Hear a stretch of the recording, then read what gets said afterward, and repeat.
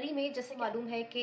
ASI Islamabad Naveed Iqbal अपनी 3 बेटियों और एक बेटे के साथ मरी में गए हुए थे और बर्फबारी को एंजॉय कर रहे थे, लेकिन बदकिस्मती से इस तरह फंस गए और अपनी जान की बाजी हार गए। अब जो लेटेस्ट खबर मैं आपके लिए लेके आई हूँ वो ये है कि नवीद इकबाल का एक बेटा जिंदा सलामत, क्योंकि जो इतलात आ रही हैं वो ये है कि वो इनके साथ मरी के टूर पे गया ही नहीं था और वो अपनी वालिदा के साथ इस्लामाबाद के घर में मौजूद था और मीडिया ने उन तक रिसाई हासिल की और उनके बेटे से गुफ्तगू की और उनके बेटे ने अपने वालिद के साथ जो आखिरी फ़ोन कॉल हुई है वो मीडिया वालों को डिटेल्स बता, वो इंतहाई दिलखराश डिटेल्स हैं। और यकीन कीजिए कि जब उनका बेटा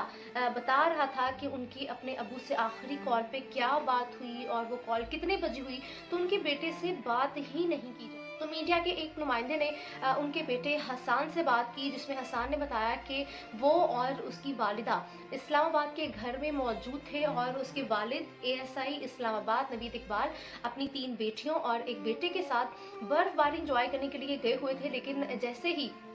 वहाँ पे गए हैं तो तकरीबन आखिरी मर्तबा जो उनकी बात हुई है वो 10:30 बजे के करीब हुई और जिसमें उन्होंने बताया कि हम यहाँ पर बहुत बुरे तरीके से फंस गए हैं, ट्रैफिक शदीद ब्लॉक कर दी गई है और आपकी जो भी है हमारे लिए दुआ करें। और आखिरी कॉल पर उन्होंने अपने बेटे से और अपनी बीवी से दुआ करने की बात की और उसके बाद उनका राब्ता नहीं हुआ। हसान का बताना है कि सुबह जब उन्होंने अपने वालिद को कॉल की तो किसी और बंदे ने फ़ोन उठाया और उनको बताया कि यहाँ पर गाड़ी में जितने भी अफराद और बच्चे मौजूद थे वो तमाम जो है वो बेहोश हो गए। उसके बाद से हसान और इनकी वालिदा परेशान हो गए और ये दुआएं करना शुरू हो गए और बाद में इनको ये खबर मिली कि अब वो दुनिया में नहीं रहे। तो ये इंतहाई दिलखराश खबर थी। उनको क्या पता था कि उनके प्यारे, उनके बहन भाई, उनके वालिद जो है वो मरी नहीं जा रहे, वो अब इसके बाद दोबारा इनसे मिल नहीं पाएंगे और ये कॉल उनकी ज़िंदगी की आखिरी कॉल होगी। और उनको यकीन कीजिए नाज़रीन,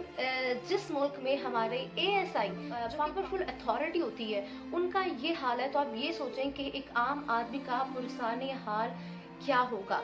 हसान ने ये बताया कि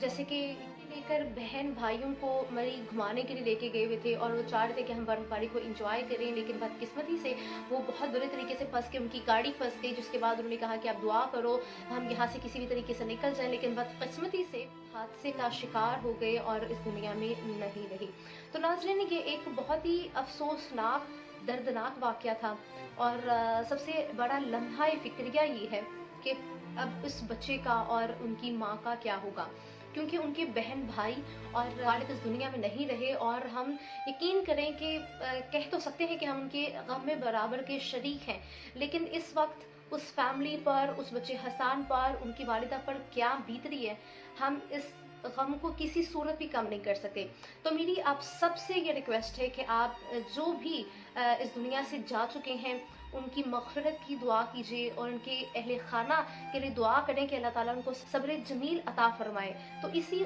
दुआ के साथ मैं अपनी वीडियो का इख्तिताम करना चाहती हूँ। अल्लाह हाफ़िज़।